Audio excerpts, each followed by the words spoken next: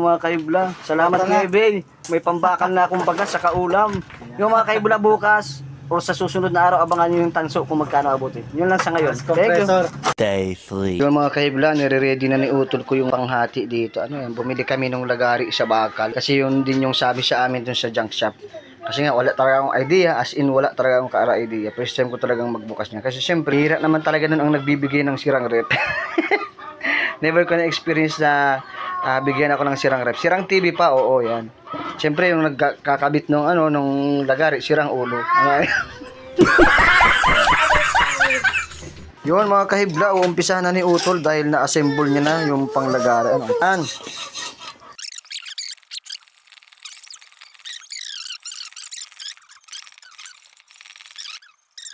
Ayun. May ay! Pwede pala itong gawing alkansya. Ano? Pag ito ang ginawa mong alkansya, hindi ka talaga makukupitan. Ano? Ayan butas na siya. Yun, malaki na ang butas.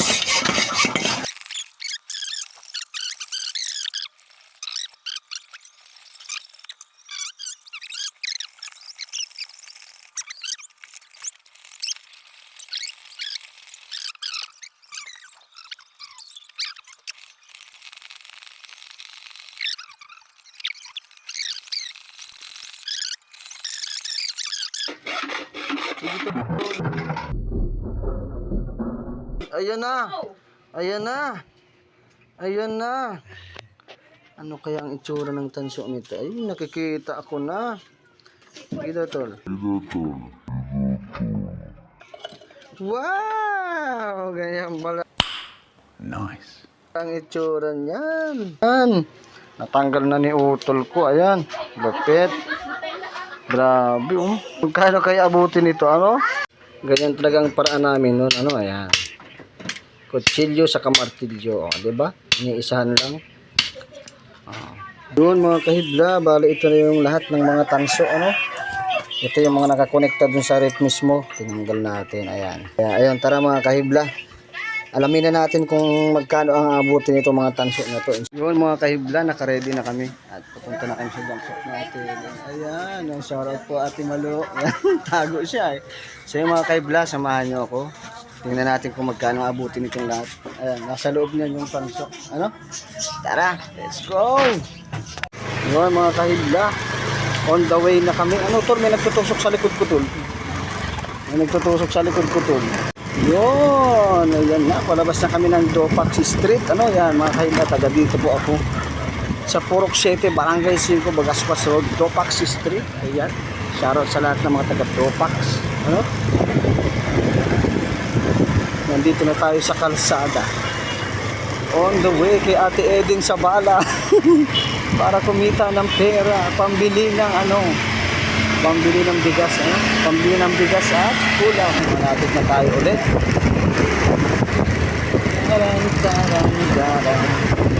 Ayun, nandito na tayo ulit. Ano? Junction. Katulad lang kahapon, ano? Pagod pala yun. Yung kargado ka, tapos tara tol. Kasama ko si Boss George, tol, kaway-kaway ka tol sa mga viewers tol. Nga po, diyan na ba yan?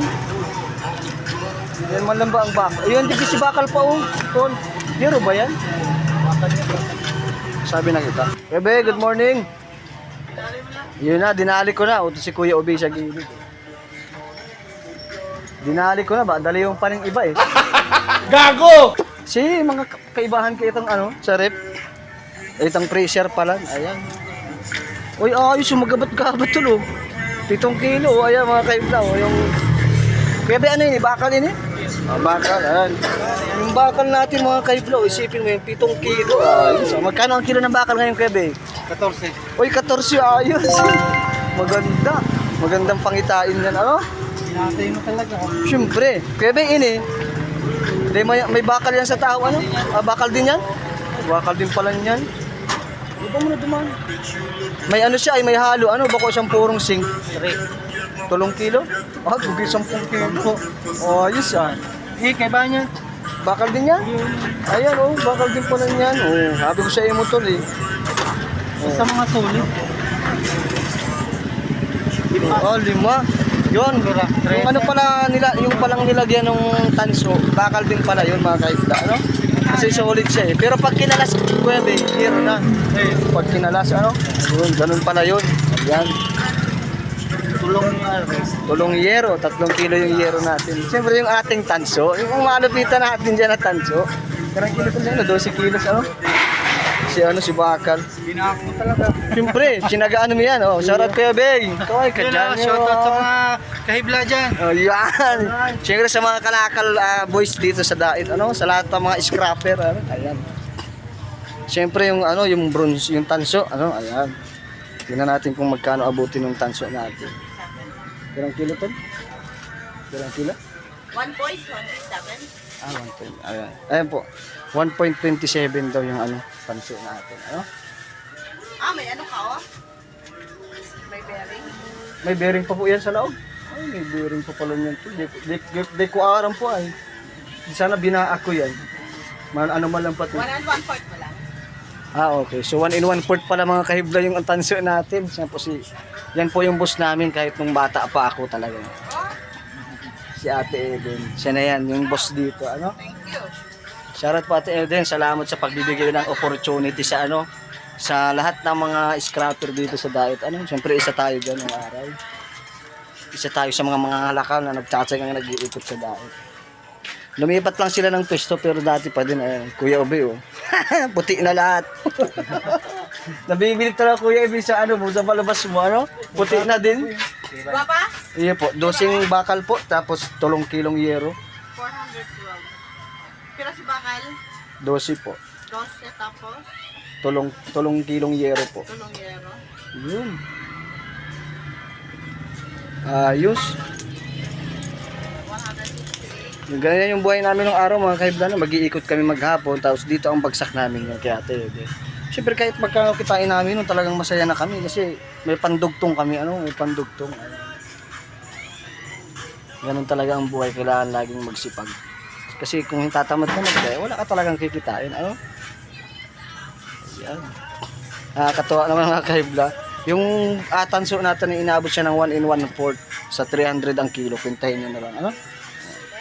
Salamat po Ate Eden, salamat po. Ayan. Kaatimuhan ka na. Yung ani po, agol na.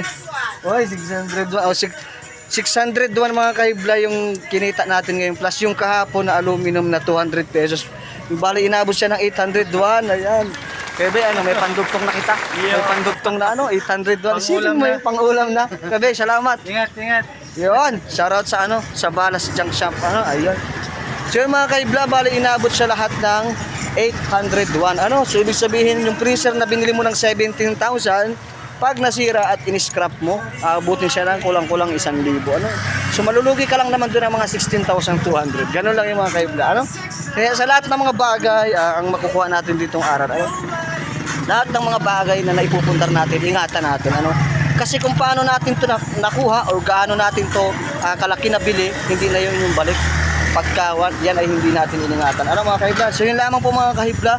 And siyempre shoutout sa ito. Salamat sa pagtulong kay Kuya. May pandugtong na tayo sa ating So ngayon pa ng mga kahibla ay hinati na namin ni Utol ko. Ay, meron na kaming pandugtong ng aming Nilamang sa ngayon mga kahibla, yung siyempre stay tuned lang kayo sa mga video natin. At siyempre sa mga shoutout sa lahat ng mga kalakal boys dito sa Dait na lumalaban ng parehas. Kaya yun, kung makakita kayo ng mga ganyang klase ng hanap buhay, suportahan natin. Imbis na lamangan, suportahan natin sila. Yun lamang po sa ngayon. Thank you.